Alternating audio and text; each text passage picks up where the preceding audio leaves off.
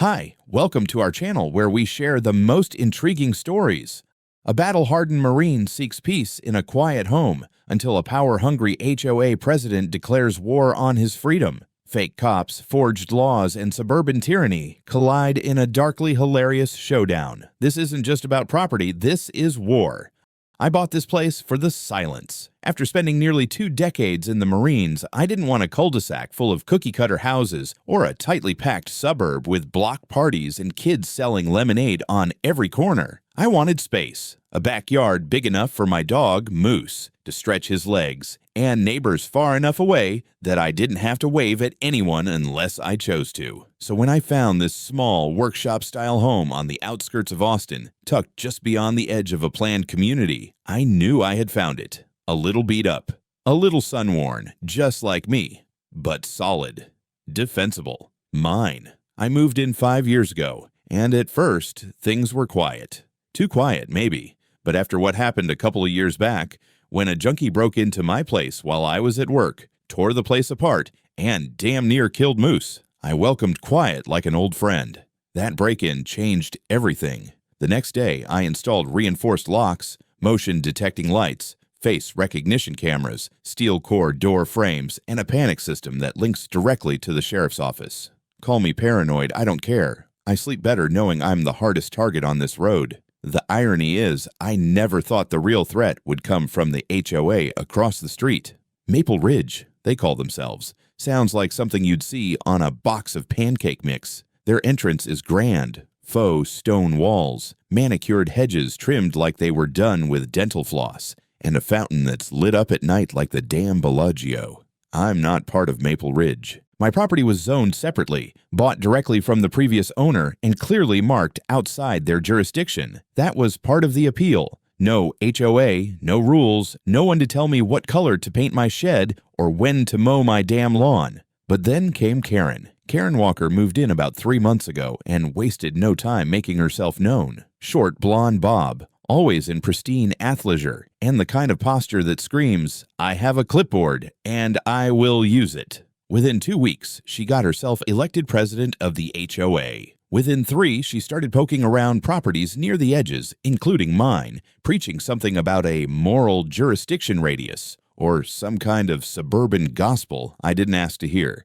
The first envelope came a week after that, typed, sealed, and stamped with the official Maple Ridge HOA logo. I didn't open it right away. It wasn't addressed properly, just resident, and I figured it was junk. But curiosity got the better of me. Inside was a polite but firm notice of inclusion opportunity outlining a one-time voluntary onboarding fee of $1,200, followed by monthly dues of $150. It listed benefits like community cohesion and aesthetic alignment. I tossed it in the shredder. The next week, I found a handwritten note under my windshield wiper, written in perfectly rounded cursive. "We noticed you haven't responded to the welcome packet. Your formal grace period ends on the 15th. We hope you choose to be part of our values." No signature, just a little HOA logo sticker in the corner, like a smug little stamp of authority. I laughed. I really did. Out loud, right there in the driveway. I figured it was some kind of neighborhood overreach, maybe a mistake. My property records are ironclad. I checked them when I bought the place, and again, after the break-in. Everything's filed and certified. No overlap, no ambiguity. I was outside the lines, and that was that. Then came the invitation. It was hand-delivered. One of the neighborhood teenagers walked it up the driveway, handed it to me like it was a subpoena, then scampered off. The envelope was embossed. The letter inside read like it was written by a cult. All talk about enfolding the outlier into the fabric of our thriving collective, and an obligatory assembly of proximate participants scheduled for Friday at 7 p.m. I was listed by name as the subject of agenda item number 2, forced inclusion under precedent-based community mandate. That was the first time I felt a little tick of annoyance in the back of my skull. Not concern, not yet, just that tingle you get when someone tries to piss on your boots and call it rain. I didn't go to their little assembly. I had better things to do, namely reorganizing my tool bench and giving Moose a bath. But that didn't stop them. Over the next week, I started getting HOA newsletters stuffed in my mailbox, flyers, notices of delinquency taped to my garage. Some genius even left a laminated placard on my door that read, "Failure to comply with community standards may result in corrective oversight procedures."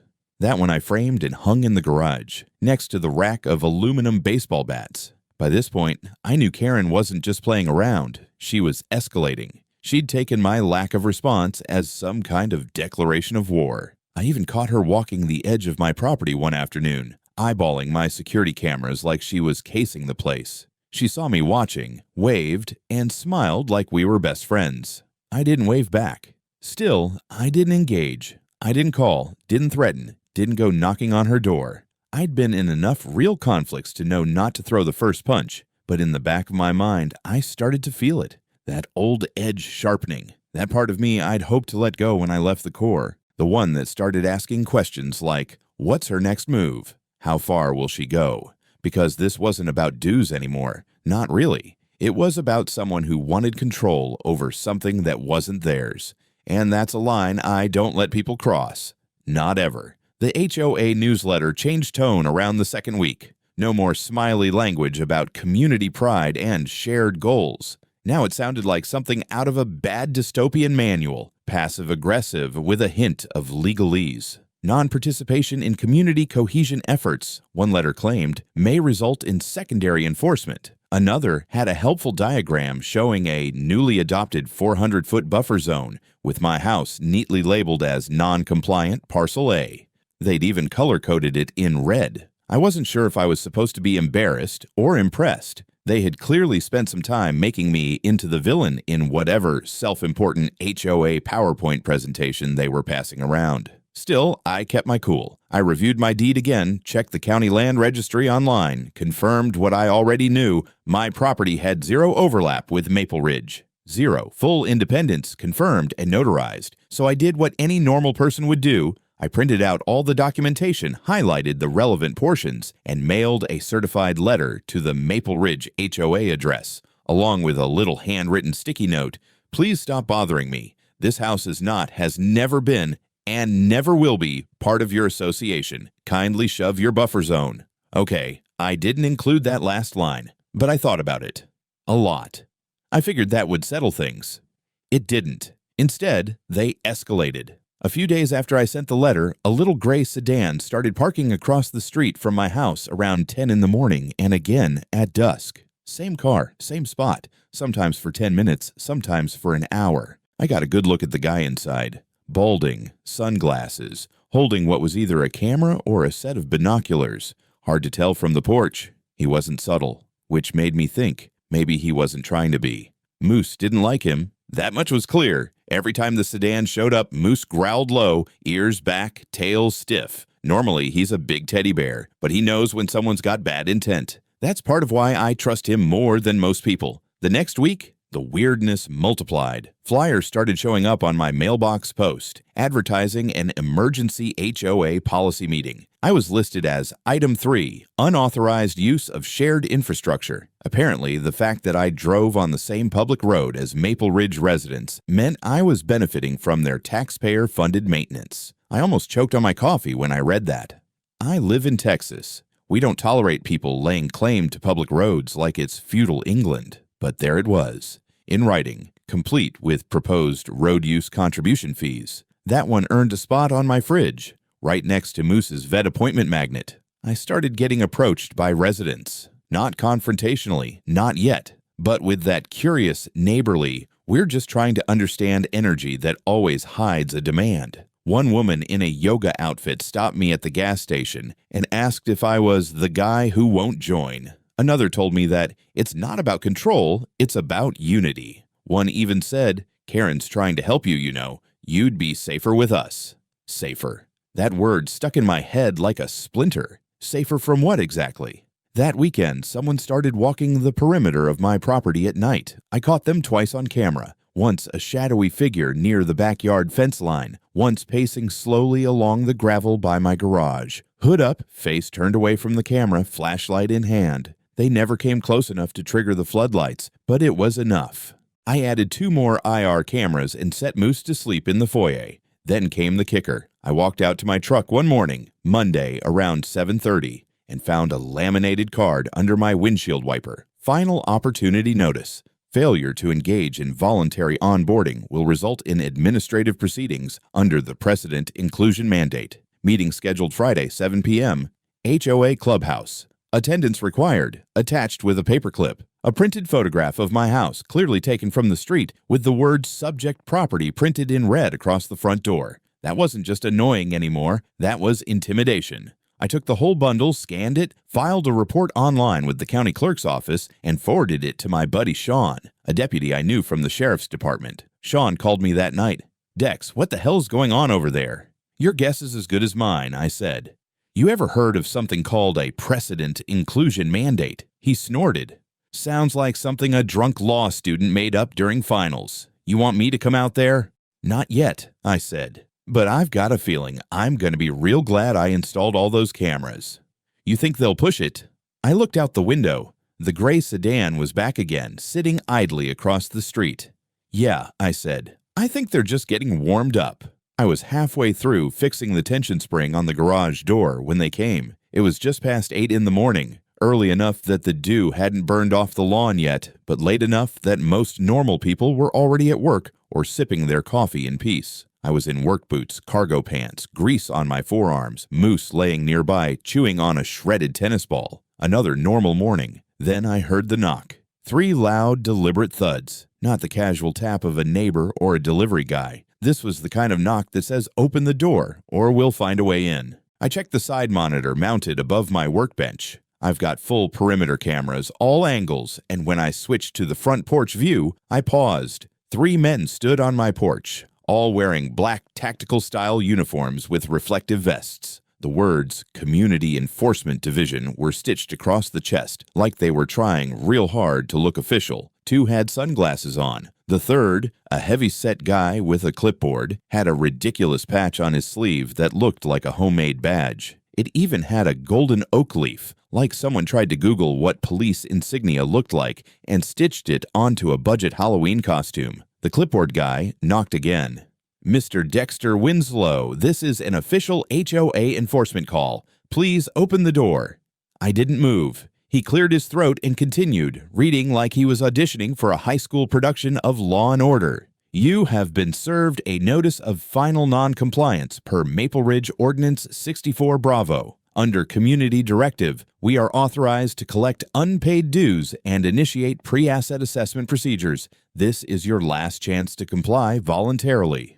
Moose let out a low growl that built into a rumbling bark. I kept one hand on his collar as I unlocked the door, just enough to crack it open. I didn't step outside. I didn't need to. The big guy looked up from his clipboard, trying to look tough. "Sir, we're here to collect payment, $1,200 for onboarding and 3 months of unpaid dues, plus processing." "Processing?" I repeated, blinking at him. "That's correct." He nodded. "Buddy," I said, "I'm not in your HOA. You have no jurisdiction, no claim, and no right to be on my porch." The guy behind him, taller, buzz-cut, clearly the muscle of the group, shifted slightly. He was holding something behind his leg. I squinted. It was a damn taser, civilian grade, but still, not concealed, not legal on my property. Clipboard guy kept going. "We have a directive signed by HOA leadership authorizing escalation in the case of non-compliance." He lifted a single page printed on cheap office paper. It had a Maple Ridge logo at the top and what looked like a fake watermark. "I swear to God," I muttered, "if you guys printed that off Canva." The tall one took a step forward. His boot landed just past the welcome mat, inside the boundary of my entry sensor. He didn't know what he had just done. I reached into my pocket and thumbed the panic button on my key fob. No sound, no siren, just a silent signal sent through my system, directly to the sheriff's office. 3-minute average response time. Clipboard guy continued talking, but I wasn't listening anymore. I was watching his eyes. He thought he was in control. They all did. Like they were playing real-life SWAT in some HOA LARP fantasy. The third one, shorter, twitchier, with a sweat-stained cap under his helmet, started shifting side to side like he was itching for something to happen. Then the big one made the mistake. He leaned into the doorframe and said, "Sir, if you don't comply, we'll be forced to initiate a soft breach and begin immediate lien enforcement." I blinked. Soft breach. That's correct. "You mean breaking into my house?" Clipboard guy tried to backtrack. It's more of a symbolic my ass, I said, and raised my voice. You're about 5 seconds away from doing something real stupid. That's when Moose lunged. I kept my grip tight, but the sound he made, deep, angry, primal, echoed off the porch like a shotgun blast. The twitchy one flinched so hard he dropped whatever he was holding. It hit the deck with a clatter. A stun baton. A goddamn stun baton. Things were about to go sideways when I heard it. The beautiful wail of sirens cutting through the morning air like a promise. 2 patrol cars skidded onto the street in tandem, lights flashing, doors flung open. Sheriff's Department, hands where we can see them. All 3 of them froze. Clipboard Guy's fake badge fell off his vest as he instinctively raised his arms. The tall one turned to bolt, panicked, made it 3 steps down the stairs, and slipped on a damp patch of concrete, flailing like a cartoon character before hitting the ground with a bone-snapping crunch. He screamed, loud. Jesus Christ, one of the deputies muttered, racing over. That guy just broke his damn arm running from a house he wasn't even allowed to be at. The twitchy one just dropped to his knees, hands behind his head, mumbling something about just being a volunteer. The sheriff himself, big man, cowboy hat, gold star pinned to his chest, walked up to my porch and looked me dead in the eye. You okay, Dexter? I nodded. They brought tasers to a front porch conversation. He grunted, turning back to the fake squad. All right, boys, let's see what kind of brain damage we're working with. The sheriff's team started patting them down. What they found: 2 stun batons, 3 fake badges, a clipboard full of collection notices and property citations typed in Comic Sans, a laminated map labeled Phase 1 targets with my house circled in red, and a handwritten note that read, if hostile, use gentle force. Don't damage property. We don't want another incident. They weren't just idiots. They were organized idiots. The sheriff pulled one of the documents from the clipboard, flipped through it, then snorted. This isn't a legal document. This is a damn printout from Microsoft Word with a coffee stain on it. I could see the local news van pull up at the end of the street, probably tipped off by the scanner. One of the deputies held up a badge and waved them off. The tall guy on the ground was still moaning. The sheriff turned to me. Mind if we take your footage?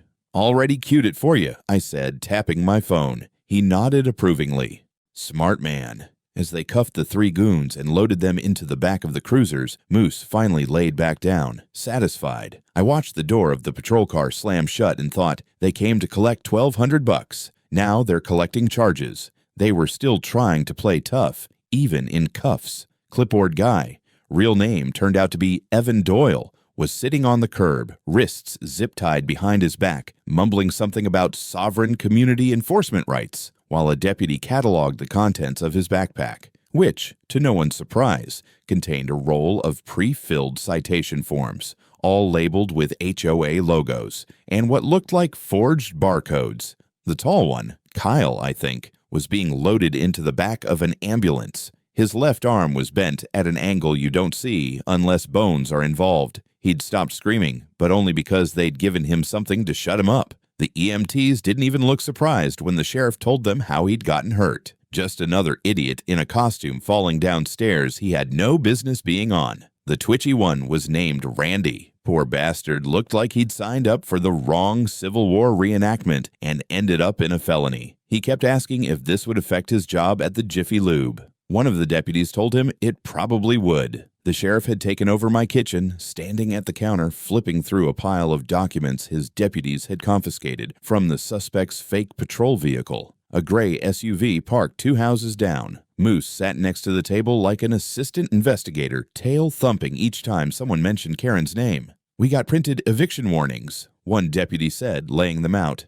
12 copies, all pre-addressed to houses in the neighborhood, including this one. Same HOA seal on each, another added. Looks like they bought a bulk stamp kit from Amazon. There was a manila envelope marked Phase 2 that caught my attention. I asked if I could take a look. The sheriff nodded. Inside were 8 pages, names, addresses, amounts owed, and handwritten notes like avoid confrontation, dogs, and previously threatened legal action, escalate gently. At the bottom of each page, prepared by Enforcement Committee, authorized by K. Walker. Well, the sheriff muttered, setting the pages down. Looks like your Karen's been busy. I leaned against the counter, arms crossed.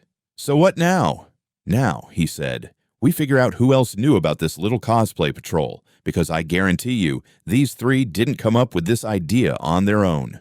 He was right. These guys were too sloppy to build a scam this layered without someone holding the leash. They hadn't just printed a few fake letters. They had full uniforms, purchased online, customized with name tags, clipboards with HOA letterhead, fake parking citations, ID cards with barcodes that scanned into a website. One the sheriff's tech guy discovered was hosted on a Wix page titled civicguardpro.us. "Wix," the deputy said, holding up the laptop.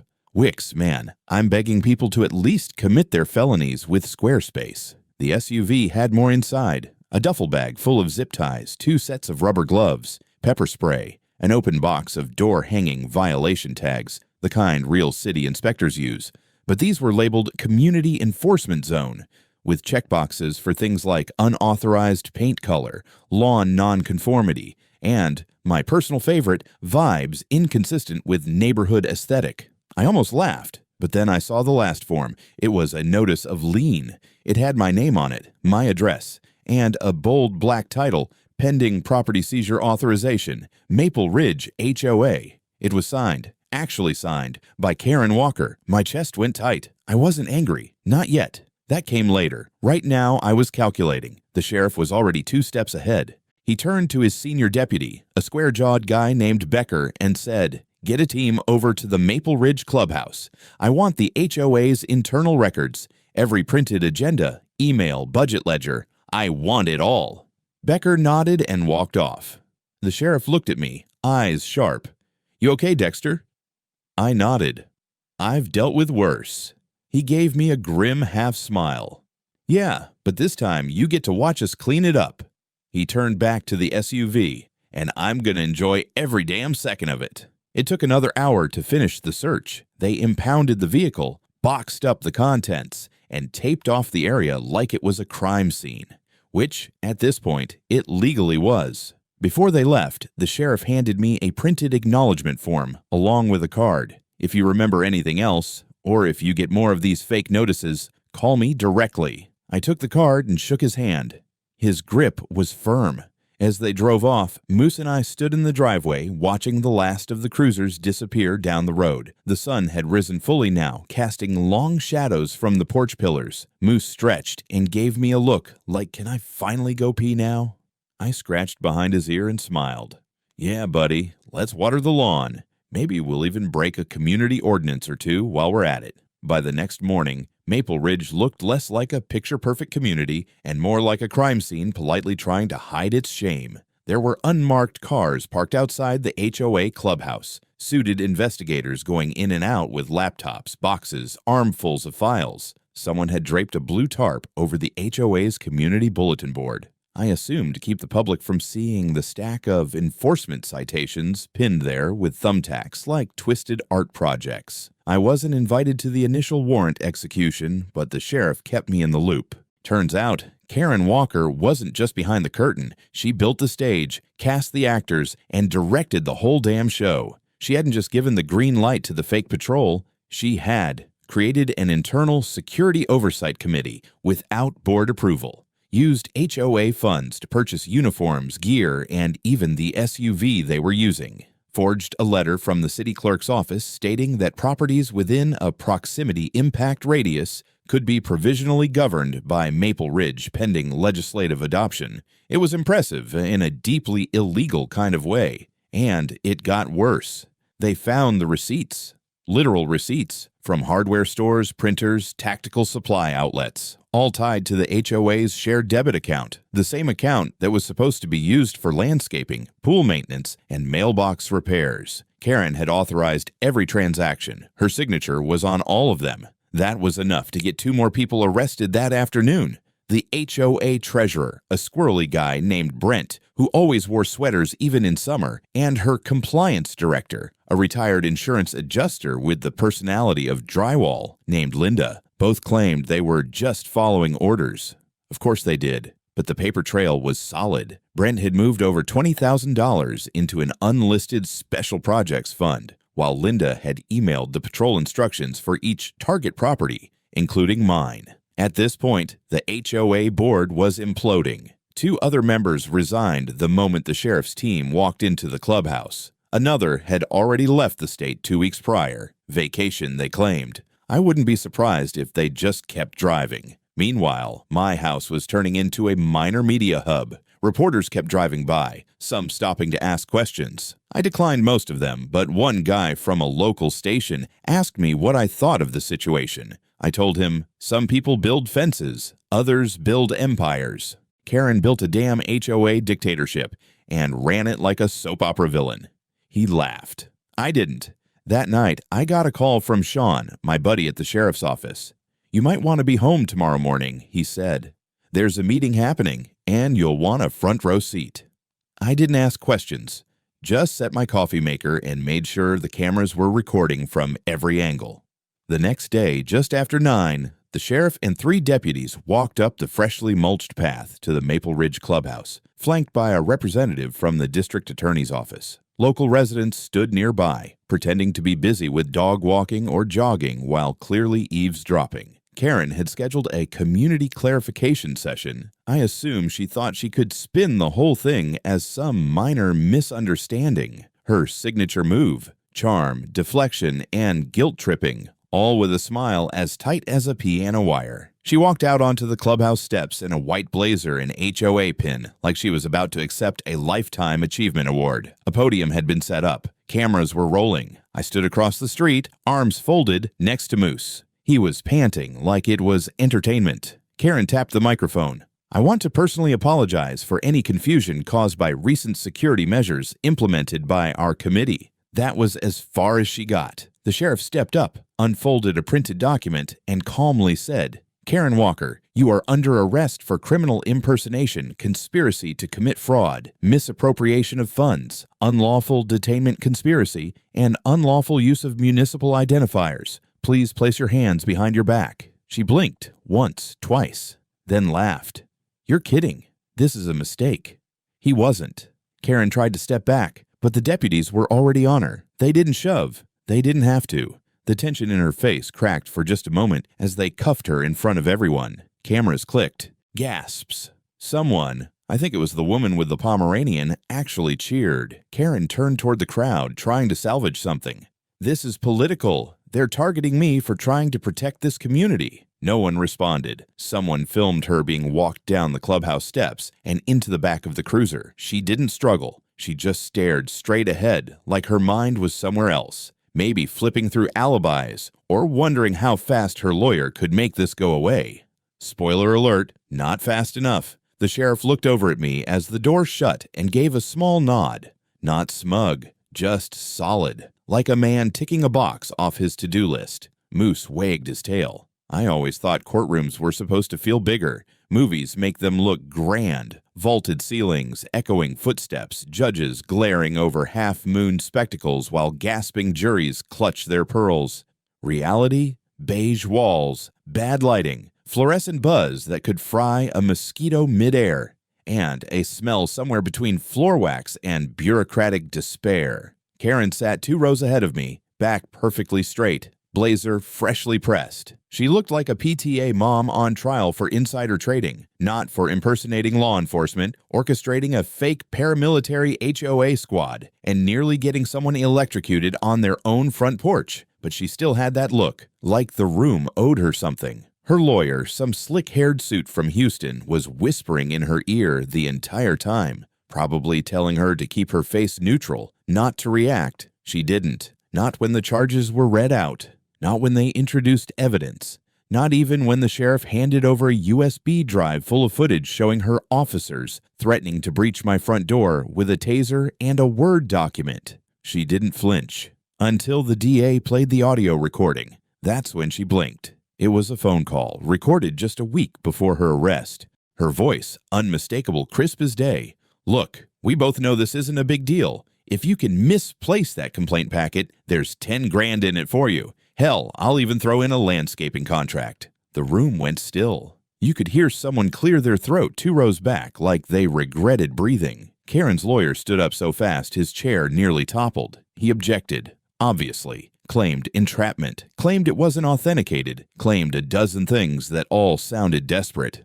Didn't matter, because right after that, the prosecution introduced Thomas D. Vickers, city clerk, longtime municipal employee, and now star witness number 2. Turns out, Thomas had been very cooperative once the sheriff's office traced a string of falsified city documents back to his login credentials. He'd signed off on 3 separate buffer zone authorizations, all fake, all delivered to Karen with gold seal stickers purchased from an office supply store. He'd received several thousand in consulting fees from a shell HOA fund Karen had established 6 months prior. One of the payments had the memo line, "Map Alignment Services." Map alignment. Thomas didn't even try to deny it. When called to the stand, he looked like a man halfway through a nervous breakdown and just trying to land softly. He admitted to signing the forms, admitted to backdating official stamps, even admitted that he'd suggested the term precedent inclusion mandate because it sounded official but vague. By the time he was done testifying, Karen looked like someone had dumped a bucket of cold water down the back of her spine. Still composed, but barely. The DA's office hit her with new charges that afternoon: attempted bribery of a public official, criminal conspiracy with a government employee, wire fraud, use of falsified municipal credentials, perjury for prior statements on HOA documentation. And just like that, her neat little neighborhood power play had become a federal case. She tried to pivot, claimed she had been misled by her board, claimed she didn't know the documents were fake, claimed she was the victim, manipulated by overzealous volunteers who took her community vision too far. Didn't work. They had emails, dozens of them. Karen Walker, Maple Ridge HOA to Thomas D.V. City, Austin. Please make sure the seal looks real this time. I don't want another neighbor checking boundaries. Another. Send the doc by Friday. We have a target resisting inclusion and I want to make an example. One of the jurors actually rolled his eyes when that one was read aloud. The DA ended that session by requesting Karen's bail be revoked, citing risk of flight, intimidation of witnesses, and active efforts to obstruct justice. The judge didn't hesitate. Bail revoked. Karen was cuffed right there at the defense table. She didn't cry, didn't scream, but her mouth twitched, just once, like she'd bitten down on something bitter and couldn't spit it out in public. I watched her being led out of the courtroom with the same calm I used to feel clearing a weapons cache in hostile territory. Calculated, focused, clean.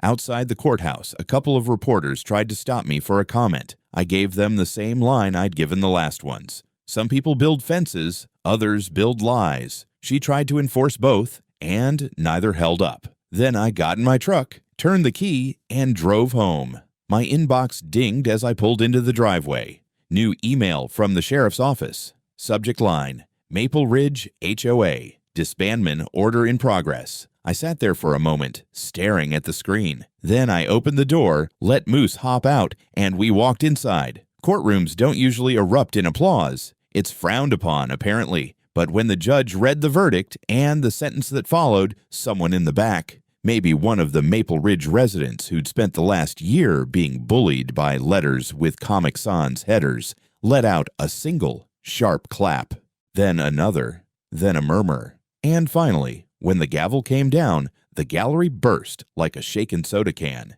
10 years. No parole. Karen Walker, suburban queen, moral guardian of perfectly trimmed hedges and aesthetic values, was going away for a full decade. Not probation, not community service, not house arrest in a nice condo with avocado toast and Netflix.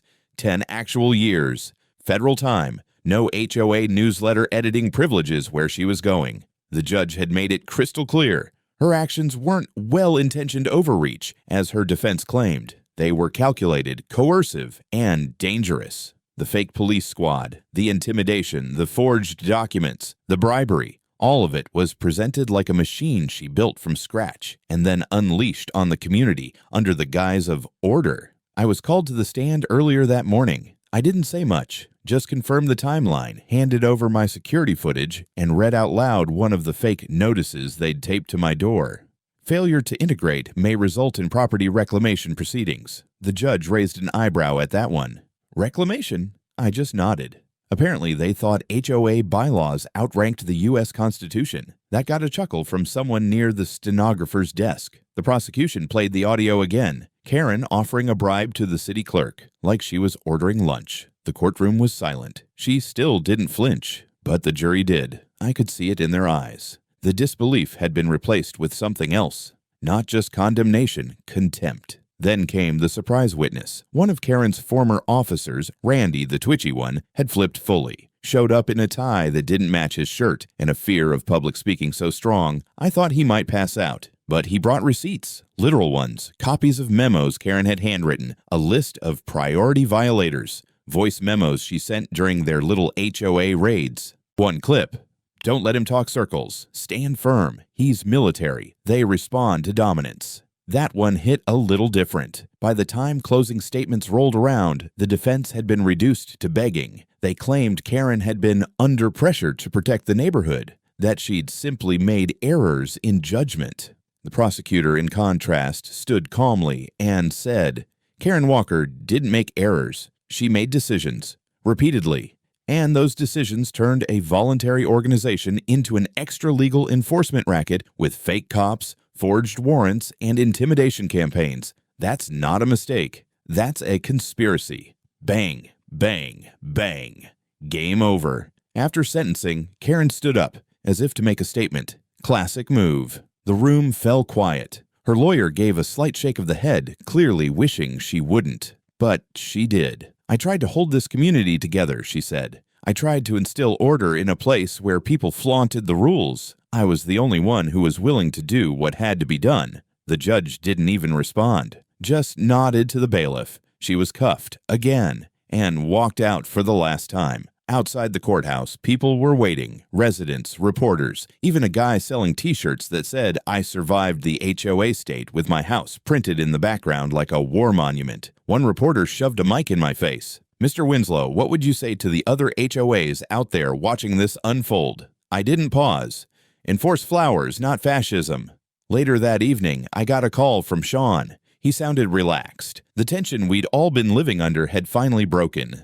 She's booked. Processing now. Cell block 9. I asked, any chance she tries to run a HOA from inside? Sean laughed. Only if she can get the cellmates to agree on a paint color. They took the sign down last week. The one that used to hang at the entrance of Maple Ridge, that little wooden archway with fake ivy, and the carved slogan, a community of harmony. Someone had painted over the harmony part months ago, replaced it with hell. I never found out who did it, but I sent them a 6-pack anyway. After the sentencing, the fallout was biblical. The HOA board, gutted and leaderless, tried to hold an emergency meeting. It turned into a shouting match that ended with someone throwing a plastic chair and another guy storming off yelling about bylaws and divine judgment. The county issued a formal audit. Turned out half the HOA's infrastructure fund was gone. Landscaping vendors hadn't been paid in 3 months. The pool was green. The clubhouse HVAC had been running 24/7 since spring because Karen liked it cool.